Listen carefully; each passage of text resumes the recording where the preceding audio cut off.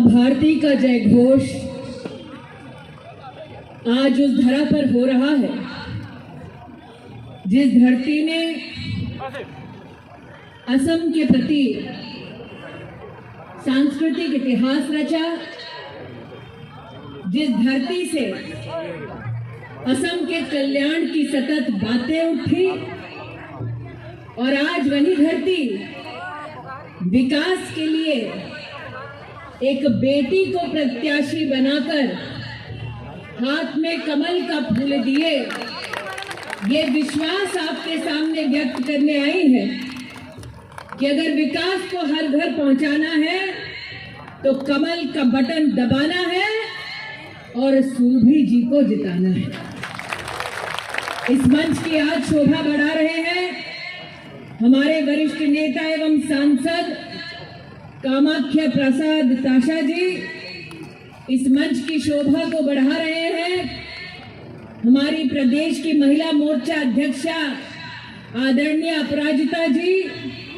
इस मंच से आज वंदन करते हैं हम जनता का, क्योंकि मंच पर विराजमान है हमारे जिला के अध्यक्ष आदरणीय पुतुल जी और एजीपी के वरिष्ठ नेता आदरणीय घना गोगोई जी।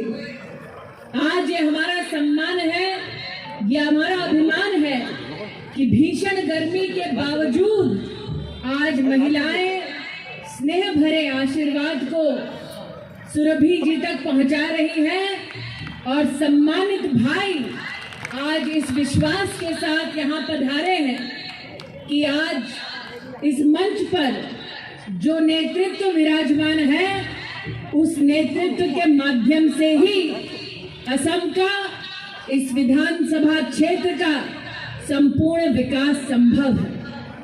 बात जब विकास की होती है तब सुरभि जी का मैं उद्बोधन सुन रही थी।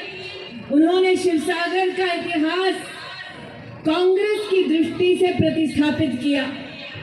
इस विश्वास के साथ उन्होंने आप सबको संबोधित किया कि पिछली बार जो कमी रह गई वो इस बार पूरी हो जाएगी और जनता जनार्दन पोलिंग बूथ पर जाएगी और कमल का बटन दबाएगी। जब जनता जनार्दन के मध्य में कमल के बटन को दबाने का निवेदन लेकर आती हूँ, मेरा आग्रह, जब जनता जनार्दन के मध्य में विकास की बात रखने आई हूँ तब सुरभि जी का भाषण सुनने के बाद एक बात बताना आपको उचित रहेगा। वर्षों वर्ष तक कांग्रेस पार्टी ने इस प्रदेश में सत्ता का सुख भोगा। वर्षों वर्ष कांग्रेस पार्टी ने प्रदेश में विकास के कई सपने दिखाए, लेकिन विकास धरातल पर फलीभूत तब हुआ जब साल 2014 में आपने कमल का फूल देश की संसद में खिलाया और नरेंद्र मोदी को देश का प्रधान सेवक बनाया।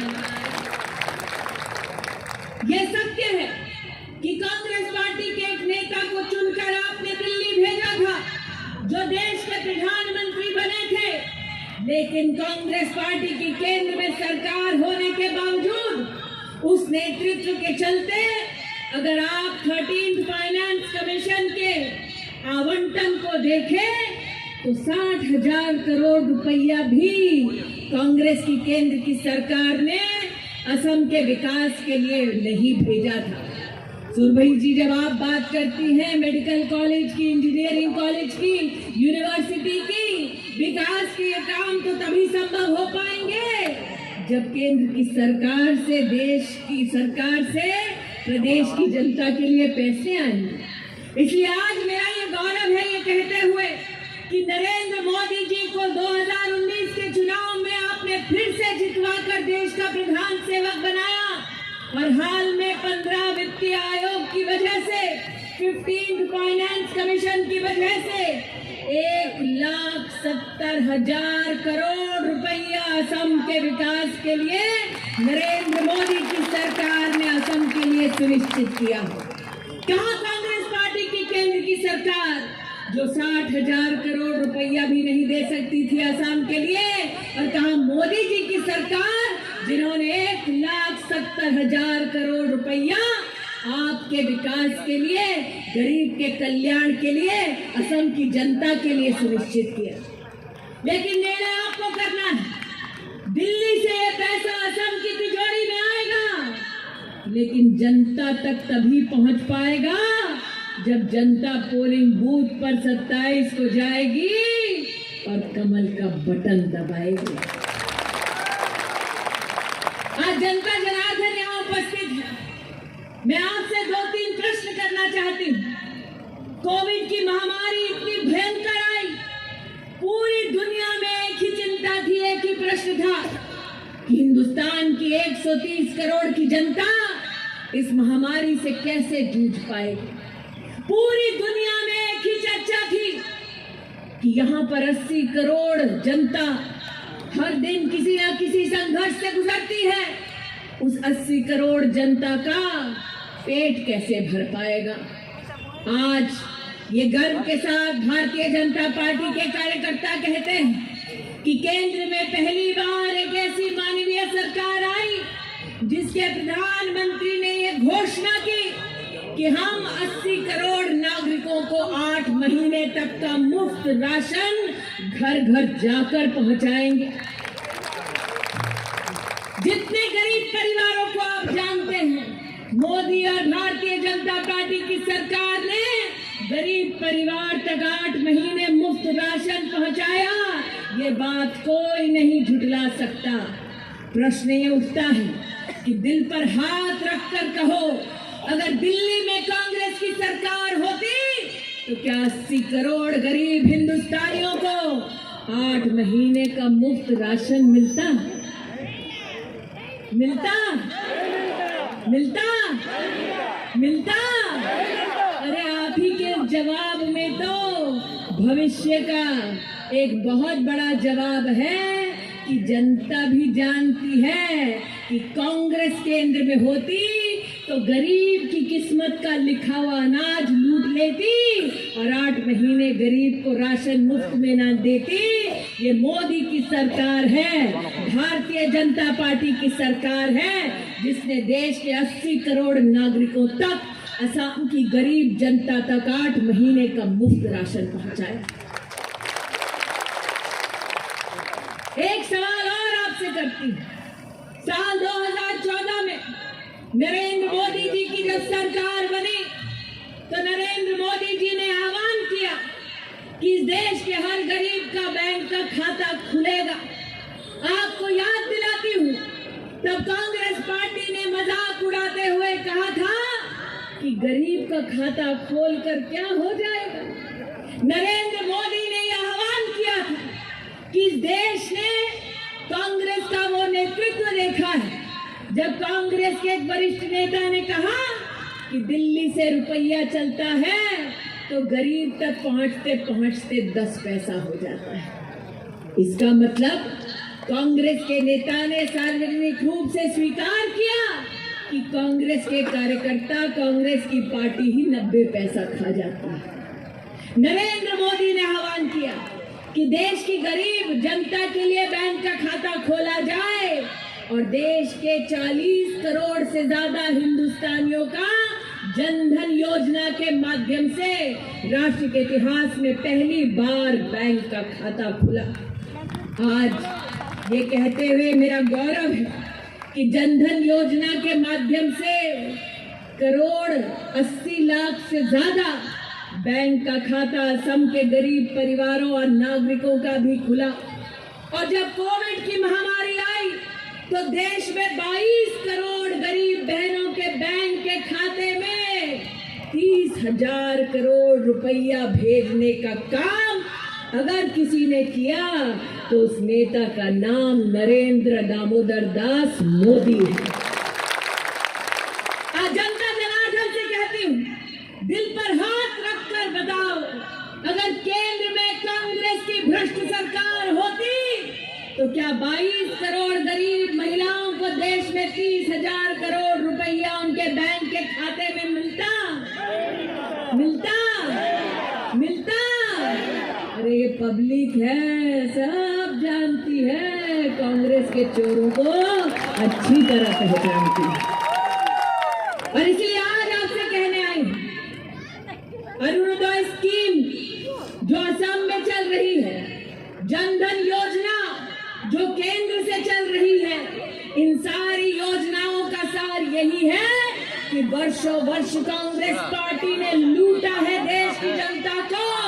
अब मोदी की सरकार आई है दिल्ली में, अब जनता का पैसा लूटने की हिम्मत कोई नहीं कर पाएगा, क्योंकि नागरिक 27 तारीख को पोलिंग बूथ पर जाएगा और कमल का बटन दबाएगा।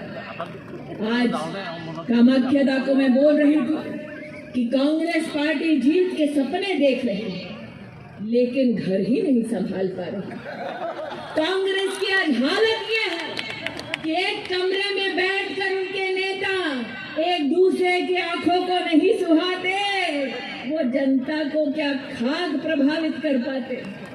हालत ऐसी है कांग्रेस पार्टी, हालत ऐसी है कांग्रेस पार्टी की कि दो नेता बैठकर एक निर्णय नहीं ले पाते, वो जनता की सेवा क्या खाक कर पाते। हालत ऐसी है कांग्रेस पार्टी की कि मारजोड़ का तमाशा करते हैं, लेकिन साथ उनके आते हैं जो असम की संस्कृति को नष्ट करने का संकल्प लेते हैं।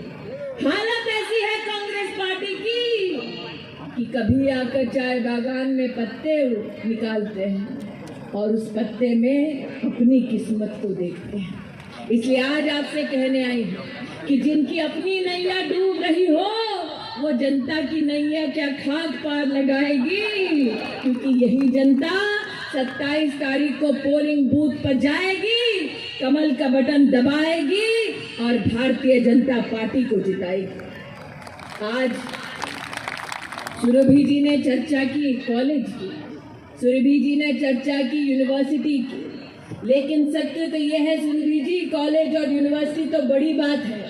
कांग्रेस की जब सरकार थी तो टॉयलेट बनाना भी उनके लिए दुर्लभ हो गया। जनता जानती है कि पहली बार देश का प्रधानमंत्री ऐसा आया जिसने लाल किले की प्राचीर से कहा कि अगर गरीब महिला का सम्मान करना है तो कम से कम उस गरीब औरत के घर में एक शौचालय तो बना दो। 10 करोड़ से ज्यादा गरीब परिवारों को जीवन में पहली बार टॉयलेट बनाकर अगर किसी ने दिया तो वो मोदी की सरकार ने दिया। इसलिए आज जनता से कहने आई हूं, सोचिए आप हिंदुस्तान की हालत क्या थी। एक परिवार में अगर 3 लोग भी रहते हैं तो जब तक नरेंद्र मोदी प्रधानमंत्री नहीं बने, ऐसे 30 करोड़ हिंदुस्तानियों के पास घर में शौचालय तक नहीं था। अरे जो कांग्रेस पार्टी गरीब के घर में शौचालय नहीं बना पाई सुरभि जी, तो शिवसागर में यूनिवर्सिटी क्या खाक बनाएगी।